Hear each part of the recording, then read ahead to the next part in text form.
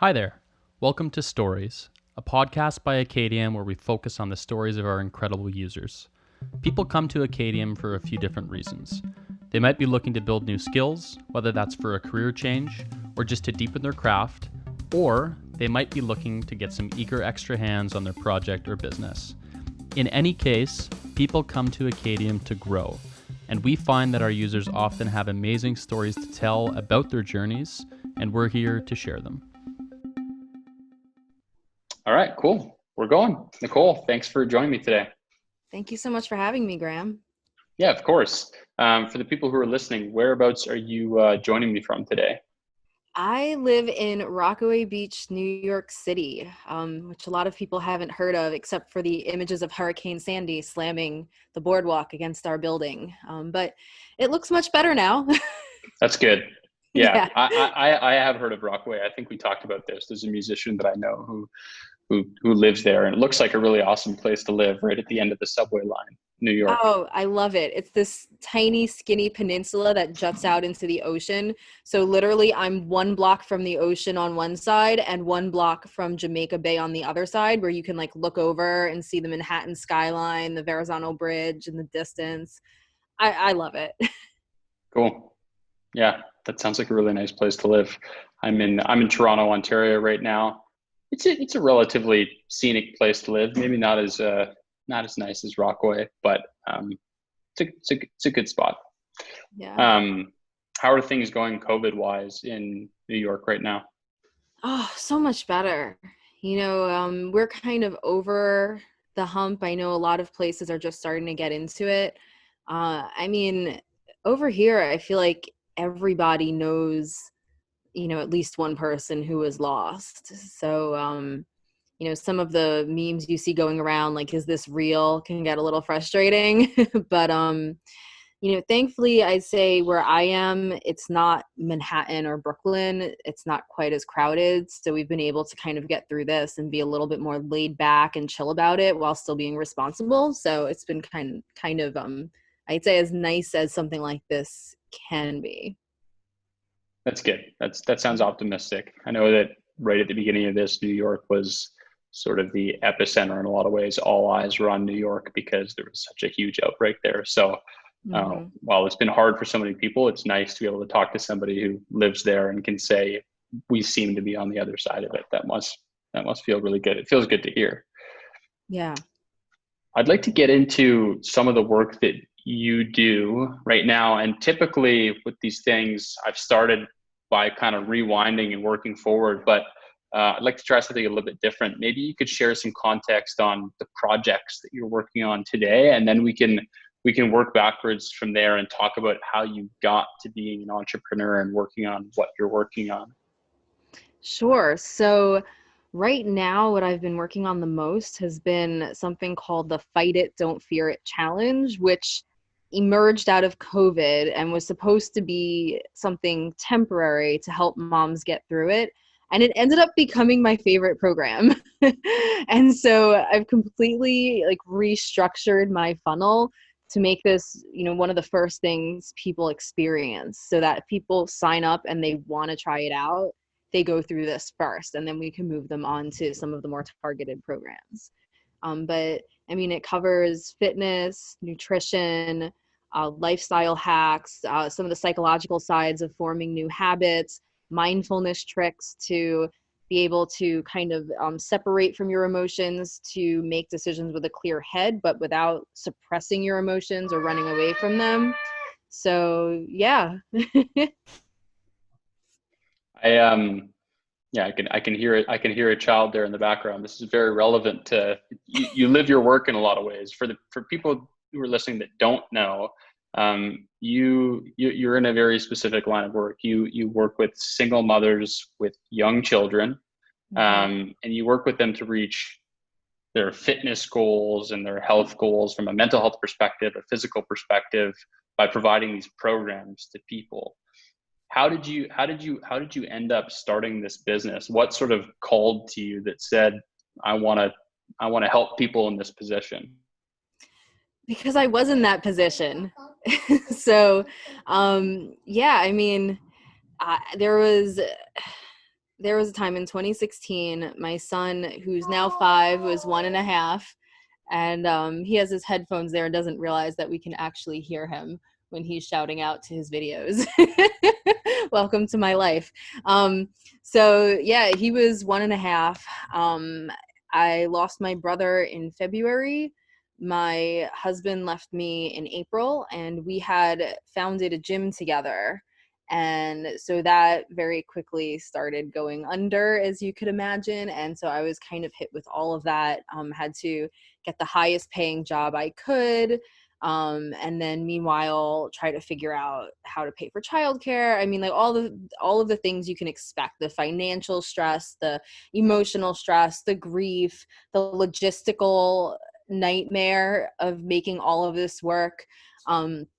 All of that came together. And I mean, I was lucky to have a background in fitness and nutrition and holistic health. And I had been practicing mindfulness consistently already. And so I feel like I had all of the tools I needed in order to figure out how to get through this situation. And I couldn't do what I had done before. And it seemed impossible, but I had to literally just scrap everything I knew about what a workout should be, how to create a regimen, and just like find a bunch of shortcuts that also worked, because it wasn't about like, oh, I want abs. It was about, I need to be sane. Like I need to be strong. I can't get sick every 5 minutes. I need to be able to make clear decisions. I need to be able to burn the candle at both ends. And then once I figured out how to make it work for me, I looked around and realized that nothing else like this was out there. And I was like, if it took me this long to figure out how to do it, what about someone who doesn't have this background?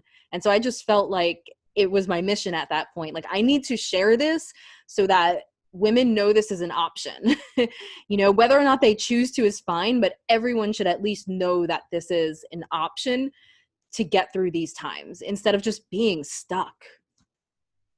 So you're in this position where you're a single parent. You mentioned getting the highest paying job. Presumably you're working pretty long hours to pay the bills, and you're focused on yourself at the same time to try and stay healthy mentally and physically.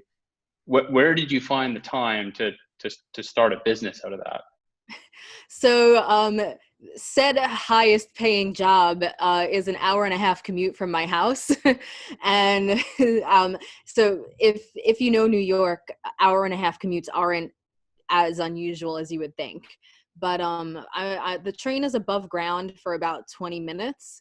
And so I had 20 minutes of, somewhat okay internet to get stuff done. And then I had the rest of the time to plan and brainstorm. And that's how it started. I kind of started this on the train, and then one weekend had my dad hold a phone up while I did some workouts in front of him, and that's it. Wow, that's incredible. 20 minutes on the subway every single day, start a company.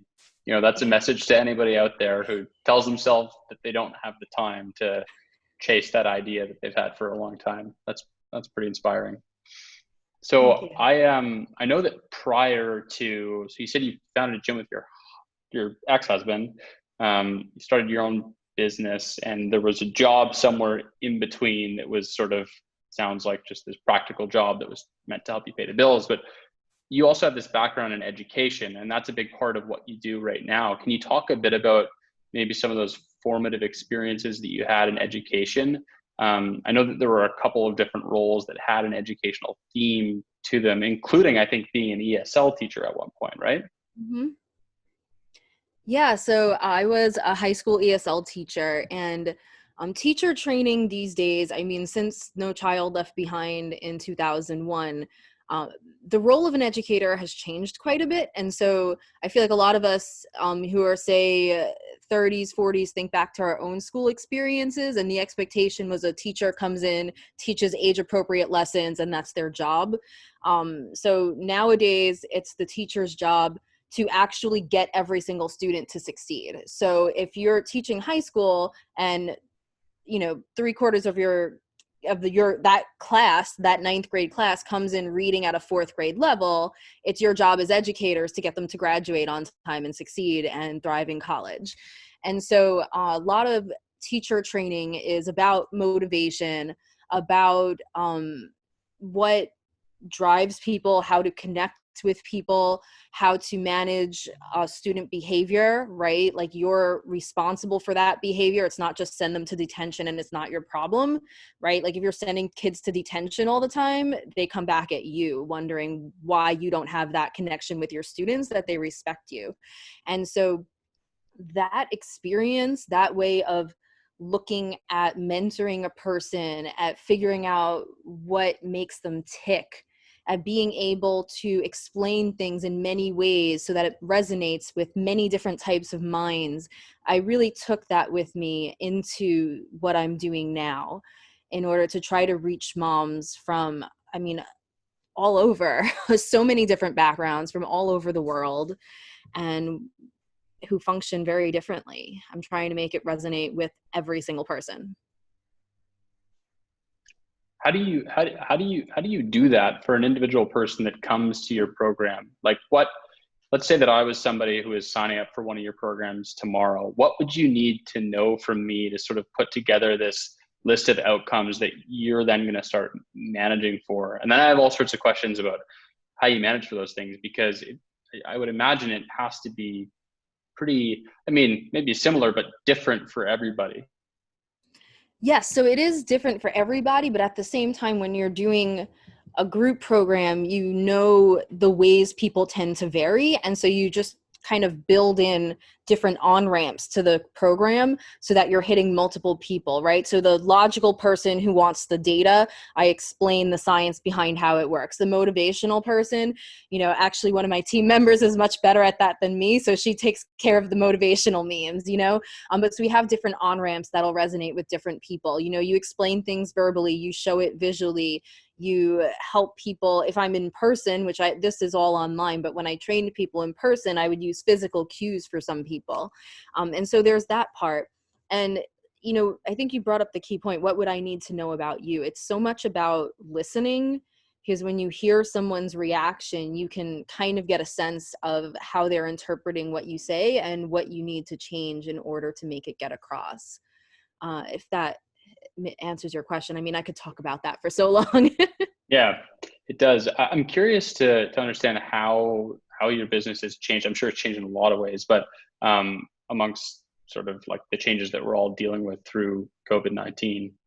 When I think about a program like this, I automatically think in person. Maybe just I don't know why that's the case, but I see this as a very personal thing for people, and for that reason, I think I default to in person. Were you doing these sessions strictly in person beforehand? Were you doing it sort of in a combination of in person and remote, and now you've changed completely? What has changed for you?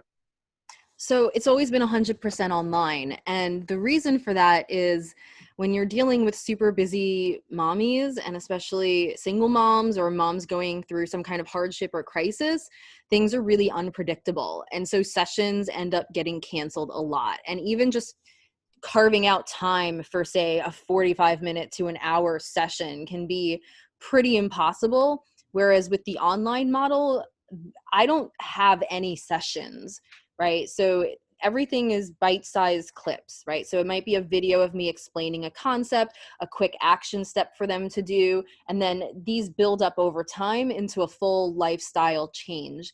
And so doing it online means I'm actually in their pocket. And I've become so addicted to it. Even if I had the chance to do it online, I think I'd mostly do it. To do it in person, I think I'd mostly do it online anyway, because I get things like, help, I'm at this restaurant. Here's a picture of the menu. What should I get? Or I'm going through this right now. And so instead of session, gap of 7 days, session, or whatever the case may be, I'm literally with them every step of the way. And I just feel like it gives me so many more opportunities to figure out what they need, to customize things to them, to tweak, to address things as they come up. That makes a lot of sense. You explain it that way, having you in their pocket, just based on the types of people that you're working with, people who are incredibly busy, as you are now, but those people who are, I guess, and still are in the same position that you're in. It makes a ton of sense to have a program like that online.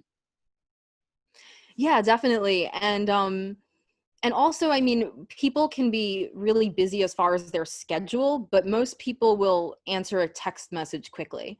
So it's surprising, a lot of times I know there's a mom, I know she's in the middle of something, and meanwhile, we can have a 2-hour text conversation while she's multitasking. And so, I mean, I've just found it to be really successful and also really rewarding on my end. How do you think about outcomes for people to take these programs? Are there sort of specific outcomes for a particular program? Like I would choose the program because I want X, or is it decided based on each person that signs up to work with you?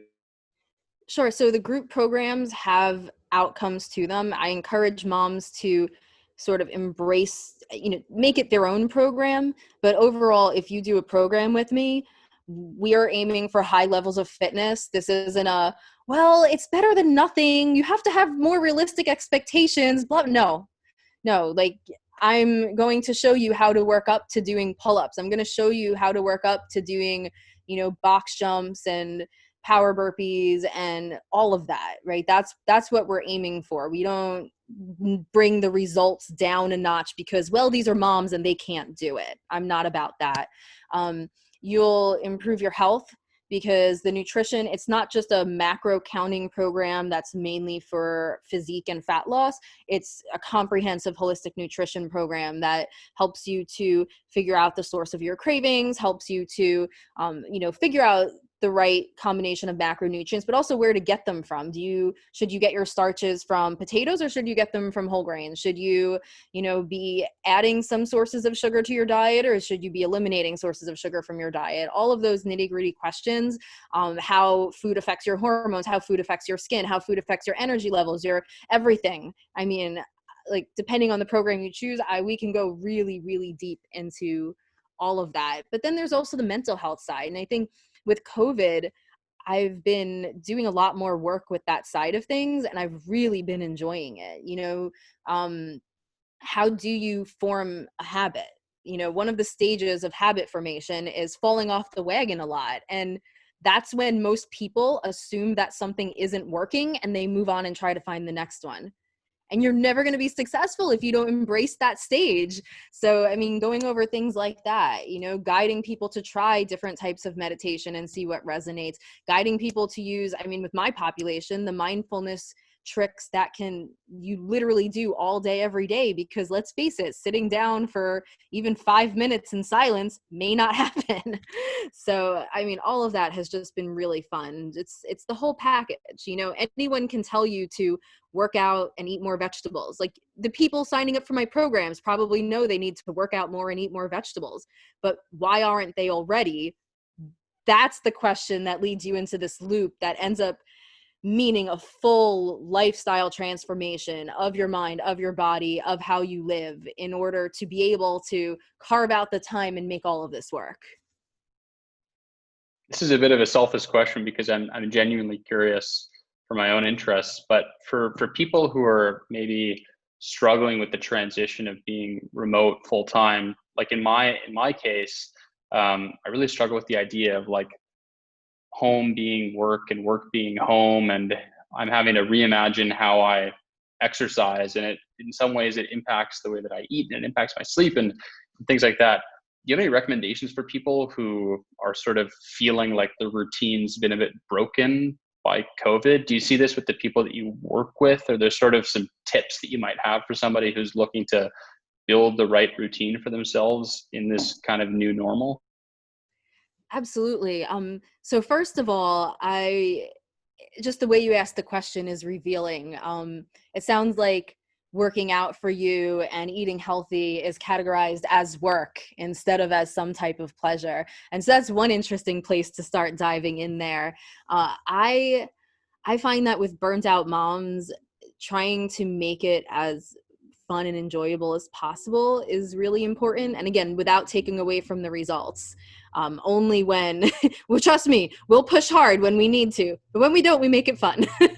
So that part of it, embracing maybe a looser sense of it, because most workouts are designed almost like a textbook activity, right? So you think, okay, here's what's needed to get fit. Let's put it into something. And then let's tell people to fit this into their lives. And basically my approach is the complete opposite. Here is the life of a busy single mom, or the life of you.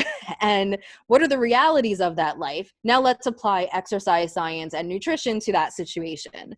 And so there are ways to get fit without having to, say, push yourself hard for an hour altogether. And so thinking about the goals of fitness, first of all. So what are you looking to gain from fitness? Is it general health, or do you maybe have specific performance goals? Do you want to get stronger, faster? Do you want to worry about your mobility, age better? Like really thinking about what you want from it. And then trying to incorporate more activity in general, right? The more activity you get in general, even from fun stuff, the less time you need to spend on structured workouts. And then once you find, if you don't know necessarily the nitty-gritty details of how to get those specific results, then you can consult with someone about those specific exercises. And some of them can be scattered throughout the day. Some of them need to be done clustered back to back.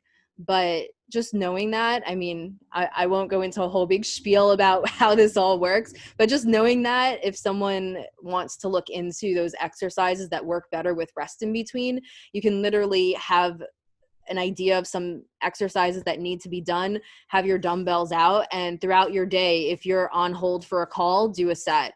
If you're like, I have a pull-up bar in the doorway to my bedroom, so as I'm passing by, I'll just do a few pull-ups, and things like that can really add up if you know how to do it strategically. One of the reasons that I was, so interested to interview you for the podcast is because you have this sort of, you're a coach, right? Like you are an educator by nature, and that has come up in so many different ways throughout your career, including your experience on Acadium. Your name came up because you've been a great mentor to apprentices on Acadium. Can you talk a little bit about the experience that you had as a mentor on Acadium, and maybe we can get into some of the things that you have done as a mentor that have made Acadium work really well for you and your apprentices? Sure. So my apprentices have been awesome. I mean, they're just fantastic. I'm so grateful for them. So far, everyone who has completed an apprenticeship with me, I've brought them on as a team member. So I can't even let them go. But that's how I started expanding my business, So here I am, running this business off the A train. Adding time wasn't necessarily the most feasible option. And so I could add manpower. And someone else who works with Acadium recommended the platform to me, and I ended up finding, my first two. Shout out to Tony Whiting and Abdul Kader. They're fantastic. And being able to have more hands on deck at a time when I couldn't just, stop everything else I was doing to do it myself was clutch in my ability to be where I am today. And as far as mentoring, I think understanding that people have very different learning styles and working styles, and talking about those things explicitly, and then also paying attention in order to discover them on my own, because if someone's not used to thinking that way, they may not necessarily recognize those traits in themselves. And I think that really helped us to bring together a diverse team that just merged so well, that was able to work together so well, even though we have different personalities, different ways of thinking, and different styles of working. What's the approach that you take when you bring in a new person to your business? This is something that we talk about a lot at Acadium, because we facilitate these things all the time, and it's something that we're trying to improve as a company ourselves when we bring somebody on. And 3 months is not a lot of time during an apprenticeship. You mentioned that you bring people on full-time afterwards, so maybe you think on a larger time horizon. But if I'm a mentor and I'm bringing somebody into my business for 3 months of work, that onboarding experience is so critical to make sure people understand who you are as a business owner, what you care about, why you come to work every day, what's important to you. How do you get that across for different people that are joining you on your mission? Sure. So I have a couple documents that I put together. And so the whole first week, it's kind of like review these things, get to know us, get to know our brand, and we'll be checking in with you. And so now that, I'm beyond the first two apprentices, right now we have, shout out to Nicole Bannister, who joined the team and ended up taking over Tony's role when he moved on. But, when people come on, now the existing people on the team, because it's not just me, will also reach out to them and touch base and get to know them. And so that's happening at the beginning. Having our brand, our values, everything that's important to us explicitly laid out. And I literally tell them, like, your most important thing in this first week is to know this document like the back of your hand. And so there's that. And then there's asking them questions about themselves, like, are you the type who, if you get a task, will break it into chunks and schedule them out? Or are you the type who needs to kind of wait and let ideas incubate, and then when you get that moment of inspiration, it pours out, right? Those are things that are important to know, because, if you have the second type, you could end up getting worried if you don't see any updates after a few days, when really it's just all going to pop out at once. And so knowing those things, I think, can really be important. Sharing those with the entire team so we know those things about each other. And then going over the stages of group development, right? So if you're not familiar with those, forming, norming, storming, performing. And so basically come together, everyone's on their best behavior, everyone's a little nervous and super excited. And then you start kind of setting up systems, getting things in place, getting to know each other, getting comfortable. And then you hate each other's guts for a little while. And that's the important stage to be aware of, because when it happens, it's sort of like, oh, guys, look, I think we hit the storming stage. Yeah, we're almost at the performing stage. Yes. That is Awesome. such a great way of looking at it, because for so many teams, I think that's where things can really break down. But recognizing it as like a really important milestone in group development completely changes the perspective.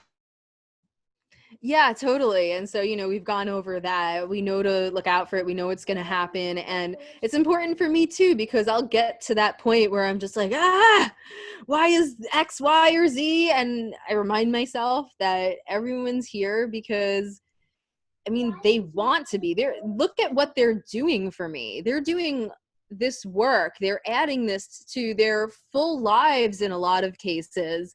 I'm just so grateful, they've chosen to put in all this work. And they're so dedicated. I'll get texts at 2:00 in the morning, like, oh, do you like the changes on the website now? I'm like, oh my God, let me check that right now. And we'll end up talking and working at 2:00 in the morning. And this is someone in the same time zone as me. So yeah, remind myself of that and realize they're interpreting the situation. And it's my job as the person who's leading the team to figure out how to communicate in a way that is clear to everybody, right? So instead of getting upset if someone doesn't do what I want, it's looking back at how I'm communicating, being patient, and looking at, what's going on for them too. Did I maybe give them a work that was unrealistic for the amount of time? Did I not explain the goals of it clearly? Did I not let them know I wanted them to take the reins and be creative on this? Whatever the case may be. And it just almost always resolves itself pretty quickly. One thing you mentioned around different working styles really, really interested me. And I think for anybody bringing in somebody new to the company, if you get somebody with, especially in a small company, get somebody with a different working style. A couple of the examples you gave are people who kind of have to let thoughts incubate for a little while before they can produce something, versus somebody who breaks something down in these bite-sized chunks. And I think one of the mistakes that maybe people can make sometimes is assuming that if the working style isn't sort of the same as their own, then maybe they're not a good fit. They're incompatible in some way. Can you unpack the process that you go through to sort of uncover what somebody's working style is like? Because I imagine some people might not even kind of know upfront what their working style is. So how do you sort of determine the way that they work and then adapt to that? And sort of try to make it fit in within the DNA of your company before, determining whether or not it might actually just be a fit problem. Mm-hmm. Yeah, sure. No, 100%. And especially because, fit problems do exist and they're tough. They're tough to deal with. I think first, embracing that diversity. The more diverse my team is, the more perspectives we have when we're reaching out to the world, which is also diverse. And so really embracing and wanting it, like wanting that, what can seem like disharmony sometimes, not wanting it to be the easy way. I think that's really important for the first step. And then I think asking the questions is important. But like you mentioned, people aren't always aware of their own style of working if they haven't stopped to question it and compare it to other people's. And so in that case, I think just seeing how things unfold over time. So at the beginning, there'll be more checking in. And so, for example, a lot of times I'll say, when I give someone a larger task to work on, I'll say, don't do more work on this than you would want to do if you knew that I could completely scrap it and ask you to start over, right? So check in with me before you move on to that point so that we can sync. And then as I see how they've interpreted what I said, it allows me to tweak and be like, oh, I needed to explain this more. Oh, I needed to let them know this. I needed to mention this. One thing is, and this came up at one point, someone was, so precise in trying to do what I wanted that they didn't necessarily realize I wanted to see them shine through, like I know what I could do. And I realized that they probably have strengths better than mine in certain ways. And once I kind of saw the pattern of things being very precise in that way, just mentioning, I want to unleash you. I don't want you to feel like you have to do what'll work for me. Here are the results I want, and I want you to do what you think is going to get those results. It was like overnight, all of a sudden, like magic. So yeah, just one step at a time, checking in often, seeing the results, and then adjusting and communicating and tweaking from there. The last point stands out to me as so important, making sure that people understand what's actually expected of them, and then empowering them to figure out or propose what they can do to help you get there. Yeah, that one hits home for me, at least. How do you think about the future of your business? Are you the kind of person who sort of in one sentence can sum up, this is where I'm going with this initiative, or do you think about it in some other way? Where do you want to take it? I want every mom who's going through tough times to know that this option exists. Wherever that takes us, that's the end goal. We help busy moms, single moms, moms in hardship. We help busy moms to reach high levels of fitness and health despite being sleep deprived and interrupted every 2 minutes. Like, that's the mission. And wherever I'm open to things from there. And so a variety of online programs, who knows, maybe one day there will be some in-person work. Like I've thought about, what if I did a retreat for busy moms and they could get away for a weekend. Childcare was provided. There were family activities. There was plenty of time for them to like nap. Like, that's all you would need, right? For a retreat for busy moms. It's like, put nap time in the agenda, sold out. So there's so many directions it could go in. And, I could see the business expanding beyond that too. But right now that's the mission. That's the core of it. Cool. That sounds like a great mission. There was a one sentence sort of summary in there, and it's a powerful one. I think that's a really inspiring mission. Thank you. Yeah, and thank you for taking the time to chat with me today. This was really nice to be able to learn a little bit more about what you do and unpack some of your processes relates to your business, and leading and managing a team. It was helpful for me, and I'm sure it's helpful for anybody that chooses to listen to this. So thank you, Nicole. Thank you so much for having me. It's been such a pleasure chatting with you. And it's always, I'm just so thankful for Acadium and everything that you've done for my business. So thanks so much.